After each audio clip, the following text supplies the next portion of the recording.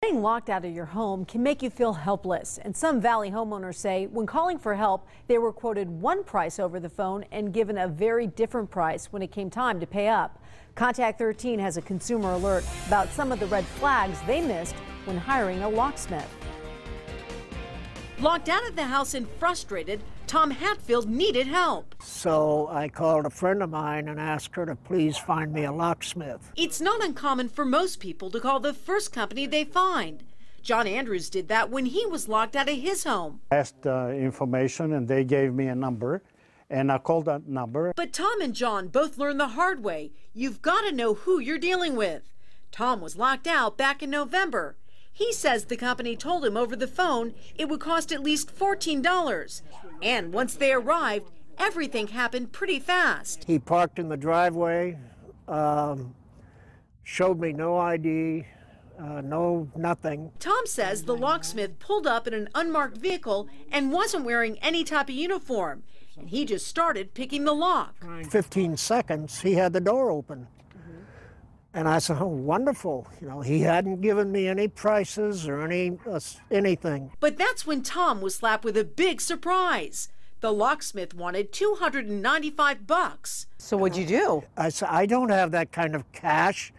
He said, that's okay. I'll follow you to the ATM so you can get it. So Tom says they went to the bank, withdrew the money, and he paid the guy.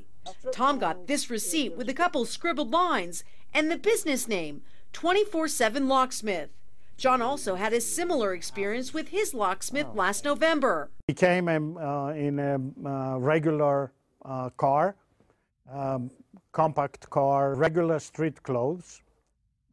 He didn't present us with any credentials. John wasn't sure who he was dealing with, but says he was told over the phone there would be at least a $15 charge. John says the locksmith had trouble picking the lock and eventually had to use a drill. He knew the extra work meant a bigger fee, but says he didn't expect this, a bill for $209. I said, I'm shocked. You know, I never expected this. You never told us that it was going to cost that much. John says the locksmith asked for cash, but John wasn't willing to do that. I knew that I might have a recourse with American Express, so I gave him my American Express and he charged the bill. John got a receipt that also included the business name, 24/7 Locksmith. So John and Tom reached out to Contact 13, both feeling they were overcharged. Really, the work that he did was not more than $50. Too much money for a minute of work. Problem is, Tom's receipt shows a business address right here at Sahara and Arville. But as you can see, there's nothing here except for this brick wall. And John's receipt has an address on West Sahara near Valley View that doesn't exist. It's actually this CVS. Contact 13 learned the city of Las Vegas has only one active business license for 24/7 Locksmith on Charleston near Decatur.